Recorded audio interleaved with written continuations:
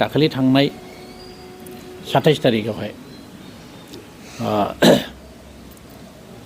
Bodoland people's फ्रन्टनि आफादगिरि मुस्रि हाग्रामा महिलारि बिथाङा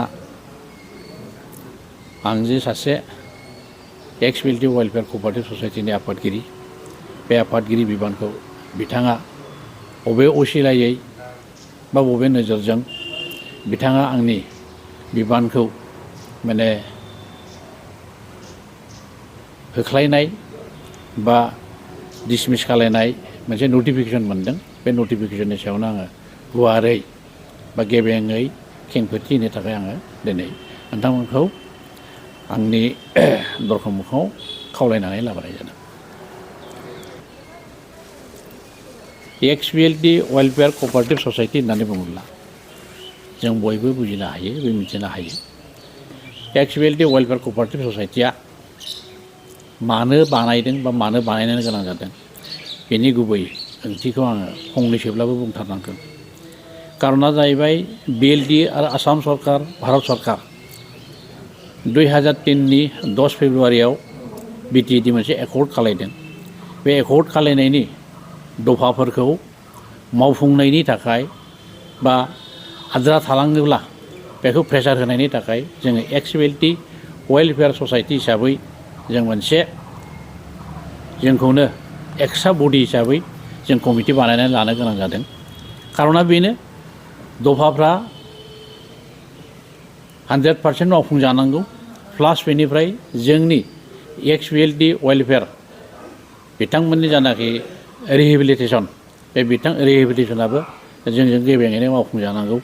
बेनि थाखायनो जों गोजायै एक्सबिएलडि हिसाबै मोनसे क'अपारेटिभ ससाइटि रेजिस्टार्ड जों मोनसे कमिटि जों बानायनानै लानो जों हादों। बेनि थाखायनो आङो बयखौबो दिनै ससियेल मिडियानि गेजेरजों बेखौनो गेबेङै फोरमायनो सानदों जे बिथाङा बबे खारनाव मा खारनाव बबे पावारजों बा बबे सिस्टेमजों आंनि कमिटिनि आफादगिरि बिबानखौ बिथाङा सिफायदों बा सिफायनायनि नटिस हरदों बेखौ जों बुजिनो मोनाखै। बेखायनो बेनि सायाव जों गेबेङै जोंनि एक्सबिएलडि वेलफेयार क'अपारेटिभ ससाइटिनि एक्जिकिउटिभ बडिया रायलायनायनि गेजेरजों सावरायलायनायनि गेजेरजों बेखौनो स्पष्ट'करन होनाय जायोदि जोंनि एक्सबिएलडि वेलफेयार क'अपारेटिभ ससाइटिया गभर्नमेन्ट रेजिस्टार्ड मोनसे आफाद, बेवहाय बायल' दङ। बे बायल' मथेसो जोङो बा सिस्टेम मथेसो जोङो थांगोन बा मावलांगोन, हाबाफारिखौ मावलांगोन। एसे दासिम आङो आफादगिरि जानानै 6-7 मासल' आं रानिं जादों। बेवहाय जोंनि क'अपारेटिभ ससाइटिनि जानाखि हाबाफारि लानाय दं बेखौ गेबेङै जों दाबो मावफुंजोबनो हायाखै आरो दाबो जोंनि वार्कफोरखौनो मोजां रोखोमै एवारनेस जों खालायजोबनो हायाखै।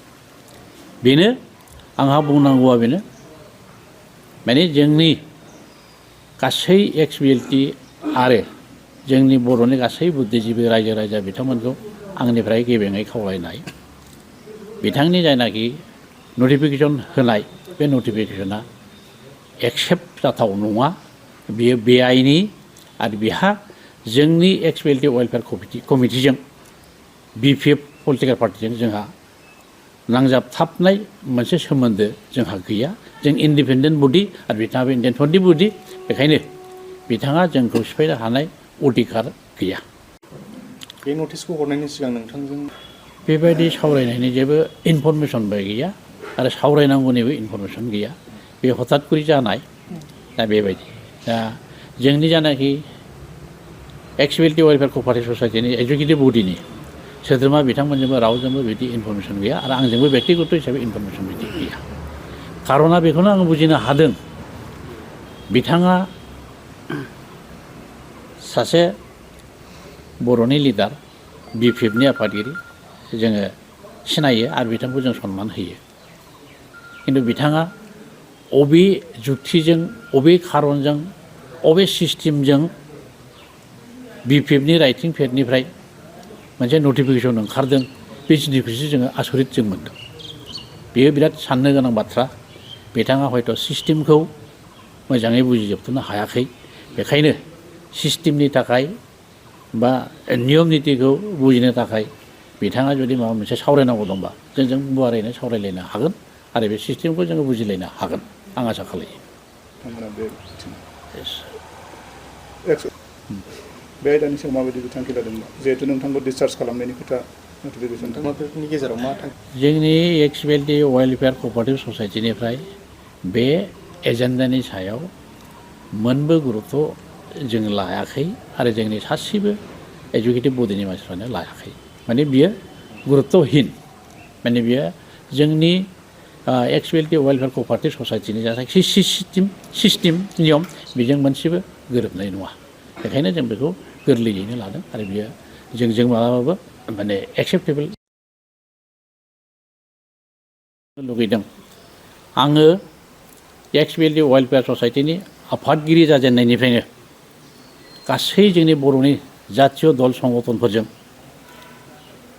गोबांजोंनो सावरायनायनि गेजेरजों आरो जातीय दैदेनगिरि बिथांमोनजों सावरायनायनि गेजेरजों बिथांमोनहा जोंखौ खावलायदों जातियाव गोबांथार अलखद जिहेतु नुजाबाय, बे अलखद नुजानायखौ जाहाथे नोंथांमोननि आफादनि जानानै बा नोंथांमोननि आफादखौ जोङो खावलायनो लुगैदों हिसाबै बा खावलायनाय हिसाबै जोङो बेखौनो बिथांमोननि बोसोन बायदियै, बिथांमोननि थिननाय बायदियै, बिथांमोननि खावलायनाय बायदियै दानि बर'नि जानाखि भबिसत बे भबिसतखौ नुहुरनानै जों गासै एक्सबिएलटि वेलफेयार कअपारेटिभनि एजुकेटिभ बडिनि गासै सोद्रोमाफोरजों सावरायलायनायनि गेजेरजों मोनसे थिरांथा जों लानो हादों। जाथिनि भबिसतनि थाखाय जाथिया बोरैहाय खौसेथि जालांनो हायो, जाथिया भबिसतआवहाय बोरैहाय गेरेमसा जाथि हिसाबै पृथिबिराव बा बुहुमाव गायसनलांनो हायो, बेखौ नोजोर बोनानै जोङो दा जोंनि बर'नि मोनफ्रोमबो जातीय संगठनफोरजों सावरायलायनायनि गेजेरजों मोनसे थिरांथा पलिसि जों लानो हाहैदों जे जोंनि गेजेराव खौसेथिया दरखारथार, बे दरखारखौनो बोरैहायबा मोगथाङाव महर होनो हायो बेखौनो जोङो गासैनिसिमबो दल संगठननि बुद्धिजिबिफोरनि गासै दैदेनगिरिफोरनिसिम जोंनि एक्सबिएलटिनि जानानै आं गुरैयै खावलायनाय थाबाय।